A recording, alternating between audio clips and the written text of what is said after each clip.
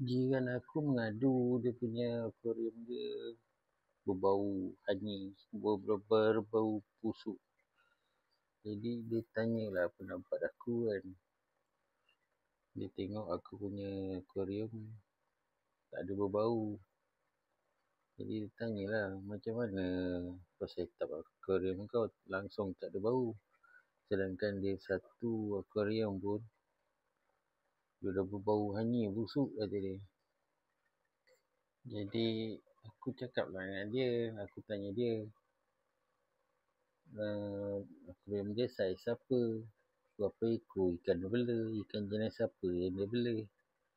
Kan dia jawab, dia akuarium satu kaki bela ikan jenis ikan mas lah. Banyak betul tak duit. Ni baru beberapa hari. Dia bela ikan mas, jenis ikan mas, bukan ikan mas yang mulut besar tu, tapi keturunan ikan mas lah kan. Berapa ekor? 15 ekor. Akuarium satu kaki, satu kali satu lah, satu kaki, saiz satu kaki.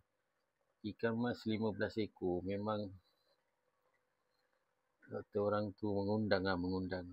Ikan mas ni, dia kuat makan tau, apa jenis pun janji keturunan ikan mas, dia kuat makan. 15 ekor tu overstock pada aku lah.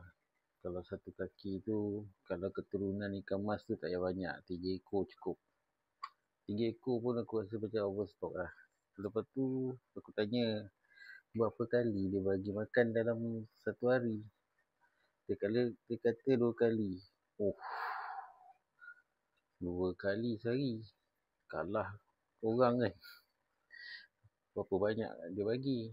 Banyak lah kata dia, lebih kurang segenggam. Mahal aku cakap, sampai segenggam. Kalau kau bela ikan dalam kolam boleh segenggam, kalau dalam akuarium tak payah banyak, bagi sikit-sikit. Lepas tu aku tanya lagi, dia guna filter apa kan. Dia cakap guna hang on bag lah, macam aku punya filter. Macam filter aku ni hang on bag filter. Jadi aku tanya dia, untuk dalam ni dia letak apa? Tak ada letak apa kata dia, span yang dia bagi tu je lah. Jadi ni pendapat aku lah, 15 ekor ni pendapat aku berdasarkan pengalaman lah kan. 15 ekor hang on bag macam ni tak cukup, dia kena external filter. Ni external filter, sekurang-kurangnya saiz ni lah, ataupun kalau lagi baik lagi besar. Sebab 15 ekor dia kuat makan, dia kuat berak, dia kuat mengotorkan akuarium.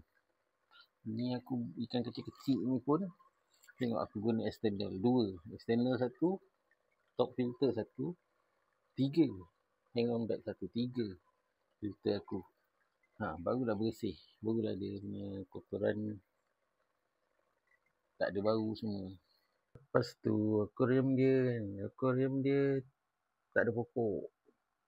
Jadi dia cuma ada pasir je kat bawah. Bila ada pasir je, lebihan nutrien tu tak ada siapa yang makan. Bila tak ada siapa yang makan, pun jadi berbau kotor. Yang berbau tu sebetulnya tahi ikan tu lah, dah terlebih. Jadi aku nasihatkan kat korang lah, yang bercita-cita untuk bela ikan secara banyak, elak-elakkan lah bela ikan yang kuat makan. Kalau nak bela ikan yang banyak, ikan kecil-kecil kan, tetra yang tak kuat makan tu, tu okey. Tak dalam akuarium. Betul kau boleh ikutlah saiz yang sesuai kan. Okey, rasa dah siap dah ni. Itu je lah nasihat aku. Untuk elakkan bau, jangan bagi makan lebih, jangan overstock. Saiz akuarium tu kena ngam lah dengan ikan. Itu je. Jumpa lagi video akan datang. Bye bye.